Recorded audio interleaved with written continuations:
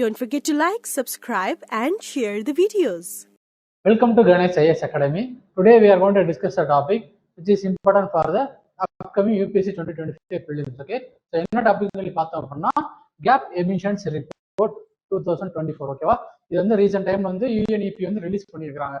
So அதுக்கு எதுக்காக release பண்ணிருக்காங்க, என்னென்ன கீ ஃபைண்டிங்ஸ் பண்ணியிருக்காங்க, எந்தெந்த மாதிரி ஹைலைட்ஸ்ல அவங்க வந்து நோட் பண்ணி கொடுத்துருக்காங்க அப்படின்னு சொல்லி நம்ம வந்து அப்கமிங்ல வந்து பார்க்கலாம். ஓகேவா, so let's see why it was in the news. The world has made no progress in limiting temperature rise to 1.5 degrees Celsius above pre-industrial level in 2023 compared to the previous year of 2022. Okay, so இந்த previous year கூட compare பண்ணுறப்ப 2023ல இருந்து நம்ம வந்து இந்த world இருக்கக்கூடிய countries வந்து எந்த விதமான ஒரு ஆக்ஷன்ஸுமே எடுக்கல. குளோபல் வார்மிங்கை வந்து நம்ம ரெடியூஸ் பண்ணுறதுக்காக, கிரீன் ஹவுஸ் எமிஷன்ஸ் வந்து கட்டுப்படுறதுக்காக நம்ம எதுவுமே பண்ணல அப்படிங்கிற மாதிரி ஒரு ரிப்போர்ட் வந்து சொல்லியிருக்கிறாங்க. ஓகேவா, with global greenhouse gas emissions increased by 1.3% in 2023. So நம்ம வந்து சிஹெச் அந்த கிரீன் ஹவுஸ் கேஸஸோட எமிஷன்ஸ் வந்து கம்மி பண்ணதுக்காக நம்ம வந்து பிளான் பண்ணிக்கிட்டு இருக்கோம். ஆனால் அது வந்து கம்மி ஆகாம 1.3% வந்து இன்க்ரீஸ் ஆகிருக்கு. ஓகேவா, relative to 2022 warned United Nations annual report tracking climate action. ஓகேவா, ஸோ இந்த இஷ்யூக்காக தான் நம்ம வந்து இந்த பர்டிகுலர் ரிப்போர்ட்டை பற்றி கொஞ்சம் டீட்டெயிலாக பார்க்க போகிறோம். இதில் என்னென்ன ஹைலைட்ஸ் இருக்கு, எந்தெந்த மாதிரி பெர்சன்டேஜ் டேட்டாஸ்லாம் கொடுத்துருக்காங்கன்னு சொல்லி அப்கமிங் ஸ்லைடில் வந்து பார்க்கலாம். ஓகே, ஃபர்ஸ்ட் இந்த ரிப்போர்ட்டை பற்றி பார்த்துடலாம். It is an annual report. Okay, note பண்ணி வச்சுக்கோங்க. It is an annual report. Every year வந்து இதை வந்து ரிலீஸ் பண்ணுவாங்க. Okay, by the United Nations environment Programme, UNEP தான் இந்த பர்டிகுலர் ரிப்போர்ட்டை வந்து ரிலீஸ் பண்றாங்க. நம்மளுக்கு வந்து தெரியும் யுஎன்இபி வந்து என்விரான்மெண்ட் கன்சர்ன் இருக்கக்கூடிய ஒரு ஆர்கனைசேஷன். ஓகே, யுனைடெட் நேஷன்ஸோட ஒரு ஆர்கனைசேஷன். அதுதான் இந்த பர்டிகுலர் கிளைமேட் சேஞ்ச் ரிலேட்டடான greenhouse emission gap report வந்து நம்மளுக்கு வந்து ரிலீஸ் பண்றாங்க. Okay, the emissions gap report series track our progress in limiting global warming well above below 2 degrees Celsius and pursuing 1.5 degrees Celsius in line with the Paris Agreement. So இந்த Paris அக்ரிமெண்ட்ல என்ன பண்றாங்க, decide பண்றாங்கன்னா நம்ம வந்து global warming வந்து ரொம்ப control பண்ணணும். 1.5 degree Celsius வந்து இன்க்ரீஸ் ஆகாம நம்ம வந்து பார்த்துக்கணும். மேக்ஸிமம் வந்து எவ்வளவு போகலாம் அப்படின்னா பிலோ 2 டிகிரி. ஓகேவா, அந்த 2 டிகிரி செல்சியஸ் வந்து கீழே தான் அந்த குளோபல் வார்மிங்கோட இம்பாக்ட் வந்து நம்மளுக்கு வந்து இருக்கணும். அந்த அளவுக்கு தான் ஹீட் வந்து அதுக்கு மேலே வந்து தாண்டி போக விடக்கூடாது. ஓகேவா, அதுக்கு ரீசனாக இருக்கக்கூடிய என்னென்ன விஷயங்கள்லாம் இருக்குதோ அதெல்லாம் சால்வ் பண்ணி நம்ம வந்து அதை வந்து அந்த குளோபல் வார்மிங் வந்து நம்ம வந்து கட்டுப்படுத்தணும் அப்படிங்கிற மாதிரி ஒரு ஐடியாவில் தான் அந்த பாரிஸ் அக்ரிமெண்ட் வந்து டிசைட் பண்றாங்க. Okay, each year the report also highlights the opportunities to bridge the emission gap, tackling the specific issue of interest. Okay, so இந்த ஸ்பெசிபிக் இஷ்யூ சொல்லி பாக்குறப்ப ஒரு பர்டிகுலர் கண்ட்ரிலயோ இல்லைன்னா பர்டிகுலர் கான்டினென்ட்லயோ ஒரு இஷ்யூ வந்து நடக்குது. அந்த இஷ்யூனால என்னன்னா ஒரு கிரீன் ஹவுஸ் எமிஷன்ஸ் வந்து அதிகமாக நடக்குது அப்படின்னு சொல்லி பார்த்தோம் அப்படின்னா அதுக்கு நம்ம என்ன பண்ணலாம், எந்த மாதிரி பிளான் பண்ணி அதை வந்து டேக்கிள் பண்ணலாம் அப்படிங்கிற மாதிரி ஐடியா எல்லாமே என்ன இந்த ரிப்போர்ட்லயும் கொடுப்பாங்க. ஓகேவா, each year with aim to inform the climate negotiations among the UN member states. EGR is launched every year. ஓகேவா, so every year ahead of the UN climate change conference of parties. Okay, so இந்த சிஓபின்னு சொல்லுவாங்கன்னா conference of parties. ஓகேவா, அது வந்து every year வந்து நடக்கும். அந்த பார்ட்டி கான்ஃபரன்ஸ் வந்து நடக்கிறதுக்கு முன்னாடி தான் இந்த பர்டிகுலர் ரிப்போர்ட்டுமே வந்து ரிலீஸ் பண்ணுவாங்க. ஸோ இப்போ அப்கமிங் இயர்ல எங்க நடக்கும்னு சொல்லி பாக்குறப்ப பெலேம் இன் பிராசில். ஓகேவா, அந்த பிரேசில்ல இருக்கக்கூடிய அந்த சிட்டில தான் வந்து அந்த சிஓபி 2025 வந்து நடக்க போகுது. ஓகேவா, ஸோ அதுக்காக தான் இந்த பர்டிகுலர் ரிப்போர்ட் வந்து ரிலீஸ் பண்ணி இதை பத்தி அங்க வந்து டிஸ்கஸ் பண்ணுவாங்க. ஃபியூச்சர்ல எந்தெந்த மாதிரி ஆக்ஷன்ஸ் எடுக்கணும் அப்படிங்கிற மாதிரி எல்லா விதமான டிஸ்கஷன் பிளானிங் எல்லாருமே அந்த பர்டிகுலர் சிஓபி 2025 வந்து அவங்களுக்கு வந்து பண்ணுவாங்க. ஓகேவா, அதுக்காக தான் இந்த ரிப்போர்ட்டும். So since 2010 it has provided an annual science based assessment.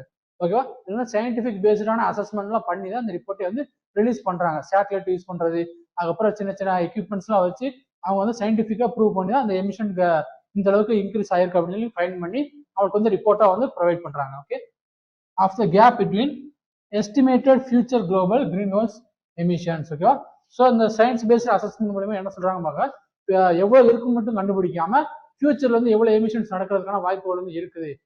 இப்போ சப்போஸ் ஒரு இந்தியா இருந்து ஒரு பாலிசி கொண்டு வராங்க, ஒரு அக்ரிகல்ச்சர் ரிலேட்டட் ஒரு பாலிசி வந்து கொண்டு வராங்க, சப்சிடி வந்து கொடுக்குறாங்க அப்படின்னா அந்த சப்சிடி மூலியமா வந்து அக்ரிகல்ச்சர் வந்து இம்ப்ரூவ் ஆகும். அப்படி அக்ரிகல்ச்சர் வந்து இம்ப்ரூவ் ஆகிறப்ப அங்க இருந்து வரக்கூடிய மீத்தேனோட எமிஷன்ஸும் வந்து அதிகமாக இருக்கும். ஸோ அந்த மாதிரி மற்ற கண்ட்ரியோட பாலிசி அதுக்கப்புறம் பிளான்ஸ் எல்லாமே அவங்க வந்து டிஸ்கஸ் பண்ணி அதை பேஸ் பண்ணி தான் அந்த ரிப்போர்ட் வந்து ரிலீஸ் பண்றாங்க. ஓகேவா, யுஎன்இபி. ஸோ இந்த லாஸ்ட் இதோட டாபிக் என்ன பார்த்தீங்கன்னா no more hot air please. இந்த டைட்டில் தான் வந்து இந்த கிரீன் கேப் எமிஷன் ரிப்போர்ட் வந்து ரிலீஸ் பண்ணியிருக்கிறாங்க. Underscores that if countries fail to collectively cut annual greenhouse emissions by 42 by 2030 and 57 by 2035, ஓகேவா? ஸோ இந்த பெர்சன்டேஜ் வந்து கொடுக்குறாங்கல்ல, இப்போ 2030 வந்து இந்த எண்ட் ஆஃப் த சென்ச்சுரி இருக்கு பார்த்தீங்களா, அதுக்குள்ள வந்து என்ன பண்ணா ஈச் இருக்க எல்லா கண்ட்ரியுமே சேர்ந்து வந்து 47% கிரீன் ஹவுஸ் எமிஷன் வந்து ரெடியூஸ் பண்ணணும் அப்படிங்கிற மாதிரி சொல்லியிருக்காங்க. ஓகேவா? அது வந்து ஒரு டார்கெட் மாதிரி வச்சு சொல்லியிருக்காங்க. அண்ட் 2035 57 எமிஷன்ஸ் வந்து பெர்சன்டேஜ் ஆஃப் எமிஷன் வந்து கண்ட்ரோல் பண்ணணும் அப்படிங்கிற மாதிரி சொல்லியிருக்காங்க. சப்போஸ் இந்த கண்ட்ரோல் பண்ணாம விட்டோம் அப்படின்னா அந்த அந்த பாரிஸ் அக்ரிமெண்டோட லிமிட் இருக்கு பாத்தீங்களா, அந்த 0°C அது வந்து நம்மளால அச்சீவ் பண்ண முடியாது. கொஞ்சம் வருஷத்துக்குள்ள இந்த செஞ்சுரி முடியறதுக்குள்ள நம்மளால அச்சீவ் பண்ண முடியாது அப்படிங்கிற மாதிரி ஒரு வார்னிங் வந்து கொடுத்துருக்காங்க. Okay, agreements 1.5°C global temperature target will become unattainable within a few years. Okay, without a significant enhancement in nationally determined contribution. இது என்ன சொல்றாங்க பாக்குறப்ப, இப்போ வந்து இந்தியா வந்து இருக்குன்னா இந்தியாவோட கான்ட்ரிபியூஷன் என்னவோ அது வந்து எந்தெந்த மாதிரி ஒரு பிளானிங் பாலிசி எல்லாம் கொண்டு வருமோ அதை வந்து அது பண்ணணும். ஓகேவா?